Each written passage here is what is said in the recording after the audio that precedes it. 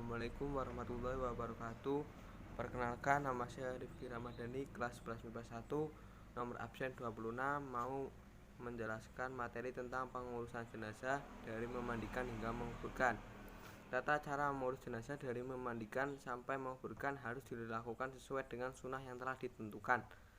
Mengurus jenazah adalah wajib bagi seluruh atau sebagian orang di sekitarnya saat mereka masih hidup. Tata cara mengurus jenazah dari memandikan sampai menguburkan, yang pertama harus dipahami tentunya dalam memandikan. Sebagai cara yang pertama dalam tata cara mengurus jenazah dari memandikan sampai menguburkan, memandikan jenazah sangat penting dilakukan dengan benar. Berikut tata cara memandikan jenazah dengan benar. 1. Meletakkan jenazah dengan kepala agak tinggi di tempat yang disediakan. 2. Yang memandikan jenazah hendaklah memakai sarung tangan. 3. Ambil kain penutup dari jenazah dan ganti dengan kain basahan agar auratnya tidak terlihat. 4. Setelah itu bersihkan giginya, lubang hidung, lubang telinga, celah ketiaknya, celah jari tangan dan kaki serta rambutnya. Kelima, bersihkan kotoran jenazah baik yang keluar dari depan maupun dari belakang terlebih dahulu. Caranya, tekan perutnya perlahan-lahan agar apa yang ada di dalamnya keluar. Keenam, siram atau basuh seluruh anggota tubuh jenazah dengan air sabun. 7. Kemudian siram dengan air yang bersih sambil berniat sesuai jenis kelamin jenazah. Kedelapan, siram atau basuh dari kepala hingga ujung kaki dengan air bersih. Siram sebelah kanan dan kiri masing-masing 3 kali. 9. Memiringkan jenazah ke kiri, basuh bagian lambung kanan sebelah belakang. Ke-10. Memiringkan jenazah ke kanan, basuh bagian lambung kirinya sebelah belakang. 11. Siram lagi dengan air bersih dari kepala hingga ujung kaki. Ke-12. Siram dengan air kapur barus. Ke-13. Jenazah kemudian diwudukan seperti orang yang berwudu sebelum sholat. 14. Perlakukan jenazah dengan lembut saat membalik dan menggosok anggota tubuhnya.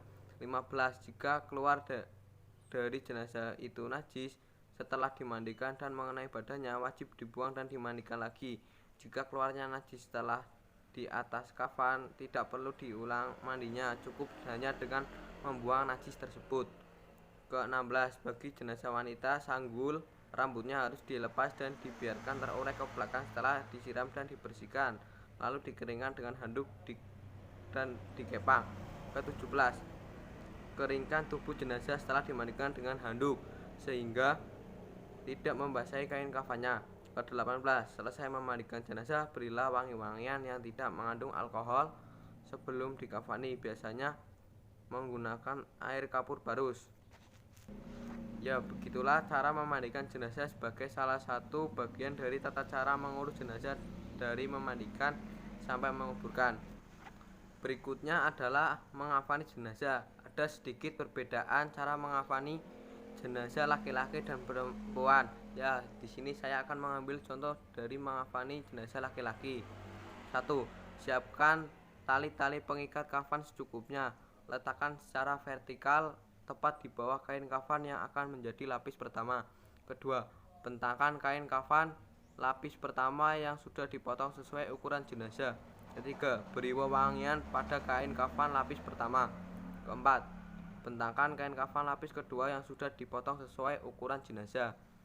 Kelima, beri wewangian pada kain kafan lapis kedua.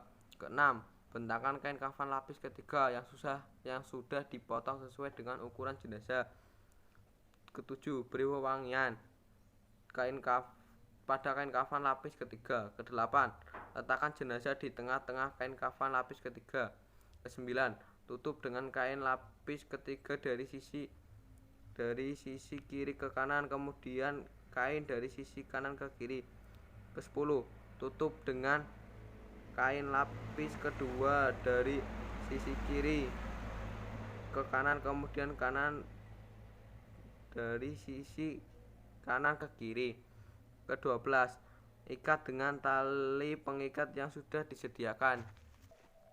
Setelah menghafali tata cara mengurus jenazah dari memandikan sampai menguburkan, selanjutnya adalah menyolatkan jenazah. Sholat jenazah terdapat 7 rukun seperti berikut: berniat di dalam hati, berdiri bagi yang mampu. Ketiga, melakukan 4 kali takbir atau tidak ada rukuk dan sujud. Keempat, setelah takbir pertama membaca Al-Fatihah. Kelima, setelah takbir kedua membaca sholawat, minimalnya adalah Allahumma sholli ala Muhammad. Keenam, setelah takbir ketiga membaca doa untuk jenazah. Ketujuh,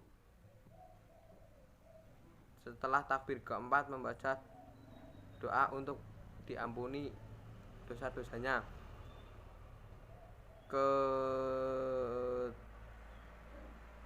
Kedelapan, salam.